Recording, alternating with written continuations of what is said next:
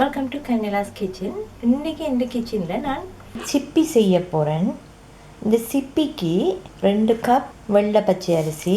இந்த வெள்ளை பச்சை அரிசியை 2 to 3 hours தண்ணி விட்டு ஊற விடுவோம். ஊற விட்டு முதல்ல நாங்கள் அதை திரித்து எடுக்கணும். ஸோ அப்போ நான் இதை முதல்ல ஊற விடும். இப்போ பார்த்தீங்கன்னா தண்ணியில் ஊற விட்டுருக்குறேன். அரிசியை தண்ணியை வடித்து ஒரு வடியில் போட்டு வைப்போம்.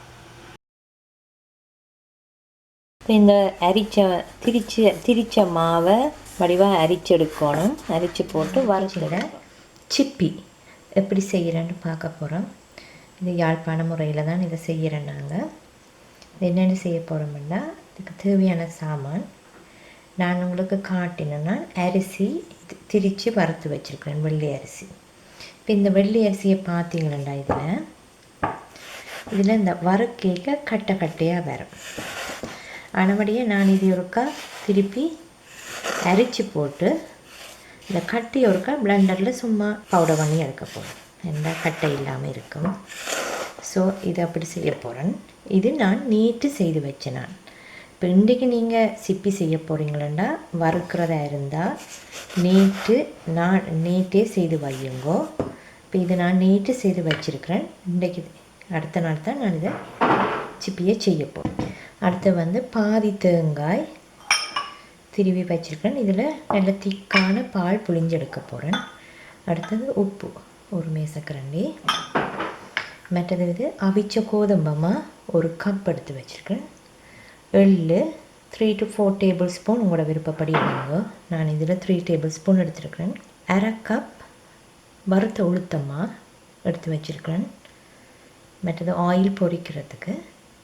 மற்ற இதுக்கு சீனி பாகு காய்ச்சி ஊற்றுவோம். அந்த சீனி பாகுக்கு 3/4 கப் 3/4 கப்ஸ் சுகரும் ஒயிட் சுகரும் கொஞ்சம் தண்ணி எடுத்து வச்சுருக்கேன். இப்போ நான் முதலாவது இந்த அரிசி மாவை வறுத்த அரிசி மாவை அரிச்சு போட்டு இந்த கட்டையை இல்லாமல் திரிச்சொருக்கா எடுக்க போகிறேன். மற்றது பாலும் புளிஞ்செடுக்க நான் காட்டுறேன். அடுத்தது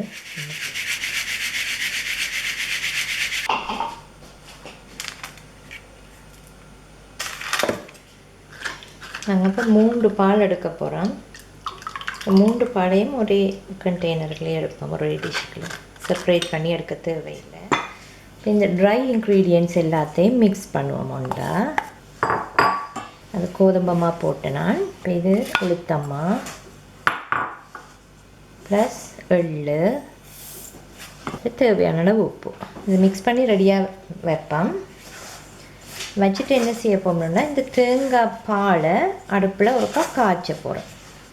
காய்ச்சின அப்புறம் தான் இதில் கொண்டு வந்து மிக்ஸ் பண்ணணும். அடுப்பை ஓன் பண்ணிவிட்டேன். இதில் இந்த தேங்காய் பாலை ஆட் பண்ணுவோம். நல்ல வடிவாக இது பொங்கி கொதிக்கணும். இப்போ பாருங்கள் இந்த பால் நல்லா பொங்கி கொதிச்சிட்டுது. இப்போ அடுப்பை நிப்பாட்டிட்டு நாங்கள் இந்த மாவோட மிக்ஸ் பண்ணுவோம். பாருங்கள் இந்த மிக்ஸ் பண்ணி வச்சுருக்கிற மாவோட கொஞ்சம் கொஞ்சமாக விட்டு இந்த பாலை கிண்டுவோம்.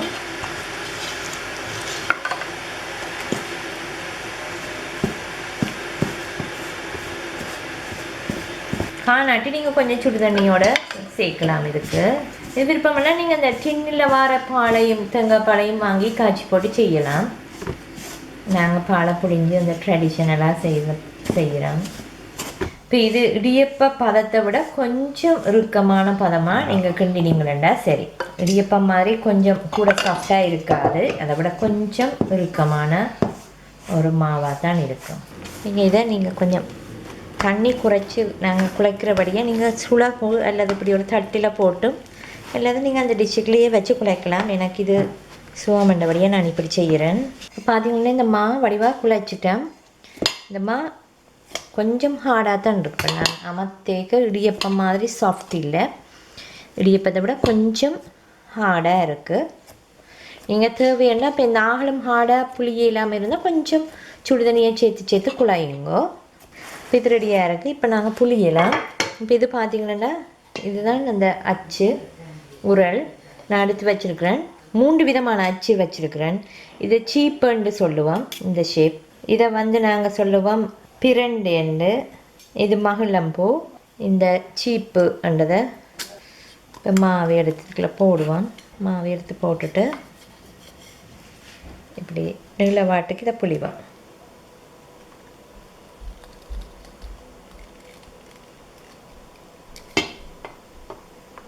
இதை புளிஞ்சிட்டு இது ஏதாவது ஒரு அச்சாளி எடுத்து இதை கட் பண்ணுவோம். ஒரு அளவான சைஸில் நாங்கள் இது கிராக் பண்ணுதுண்டா நீங்கள் நினைக்கிங்க இது கொஞ்சம் கூட ட்ரையாக இருக்குண்டு. அப்போ நீங்கள் கொஞ்சம் தண்ணி சேர்த்து இதுக்கு திருப்பி பார்த்தீங்கன்னா இப்படியே நீங்கள் வெட்டலாம். இப்படி எடுங்கோ. இந்த மீன் டைம் நாங்கள் அடுப்பில் ஒரு எண்ணெய் சட்டியை வச்சுட்டு இது நாங்கள் பொரிக்கிற அளவுக்கு தேவையான எண்ணெயை விடுவோம். எண்ணெய் கொதிக்குது. பார்த்தீங்கன்னா எங்களை எண்ணெய் கொதிச்சிட்டுது. நாங்கள் இதை போடுவோம். கவனம் குமியாமல் போடுங்க. இப்போ பாருங்க இதை தட்டி எடுங்க. இதை தட்டி எடுத்தீங்கன்னா குமியா. இப்போ பாருங்க இது பொரிஞ்சு கொண்டு வந்துட்டுது. இந்த எண்ணெயின் சூடு அடங்கி சிலப்பாக இருக்குது. இப்போ பொரிஞ்சிட்டுது. இப்போ அடுத்த செட்டை போடுவோம். இதே நீங்கள் எல்லாத்தையும் போட்டுடுங்க. இப்போ பாருங்கள் நான் இதை அச்சு மாற்றிட்டேன். இது வந்து மகிழம்பூ ஸ்டார் மாதிரி இருக்கும். பொரிக்கிற எல்லாம் ஒரே மாதிரி தான், ஷேப்ஸ் தான் கொஞ்சம் டிஃப்ரெண்ட்டாக இருக்கும்.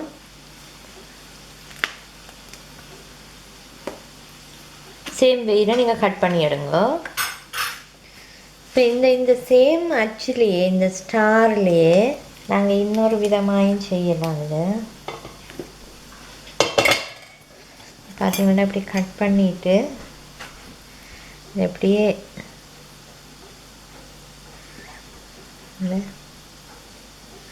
இப்படி செய்கிறவ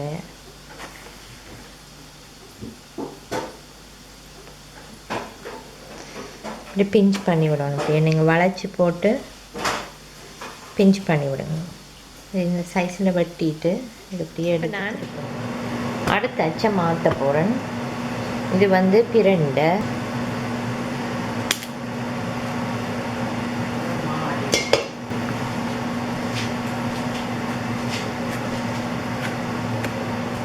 இதில் ஷேப்பை பார்த்தீங்கன்னா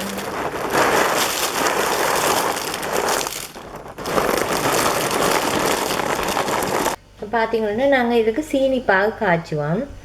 அதுக்கு முதல்ல அடுப்பு நான் இன்னும் போடையில. அடுப்பு இன்னும் போட முன்னா சீனி அந்த சட்டிக்குள்ளே போட்டுட்டு இந்த சீனி மூழ்கிற அளவுக்கு தண்ணியை விடுவோம். ஆல்மோஸ்ட் மெஷரிங் கப்பால் 1/4 கப் தண்ணி வந்திருக்கு. இப்போ முதல்ல இந்த சீனியை கரைச்சிட்டு சேர்ந்து நாங்கள் ஆன் பண்ணுவோம். பார்த்தீங்கன்னா ஓரளவுக்கு சீனி கரைஞ்சிட்டு நாங்கள் இப்போ அடுப்பை போடுவோம். இந்த சீனி பானி ஆல்மோஸ்ட் ரெடியாக வந்துட்டுது. இது கம்பி பதத்துக்கு நாங்கள் காய்ச்சணும். இப்போ இது சரியான பதமாக இருக்குது. இது இந்த நூல் பதம் சரியாக இருக்குது. நான் இதில் முதல் இந்த ட்ரேயில் போட்டு வச்சுருந்தேன்னா இப்போ இதை ஒரு சில்வர் ட்ரேக்கு மாற்றிட்டேன். சில்வர்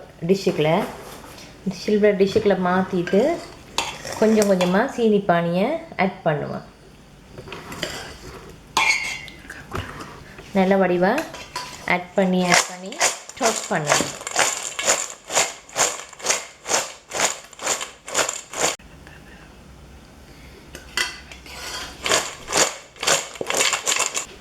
கொஞ்சம் நேரம் ஆற விடுவோம். அப்படியே செட்டில் ஆகிட்டுக்கும். இப்போ பார்த்தீங்கன்னா எங்களோட சூப்பரான சிப்பி ரெடி ஆகிட்டு. இதில் பார்த்தீங்கன்னா 2 விதமாக எடுத்து வச்சுருக்கேன். சிப்பி ஃபினிஷ் பண்ணி வந்திருக்குது. 2லே ஒன்று வந்து சீனி பானி போட்டு செஞ்சேன்னா, மற்றது சீனி பானி போடாமல் எடுத்து வச்சுருக்கேன். உங்களோட விருப்பம் மாதிரி செய்யலாம். இதில் பார்த்தீங்கன்னா ஒவ்வொரு ஷேப்ஸ் இருக்குது. மகிழம்பூ, இதே மகிழம்பூவில் இதை டர்ன் பண்ணி இப்படி இந்த ஷேப் எடுத்தேன். இது சீப்புன்னு சொல்லுவான்.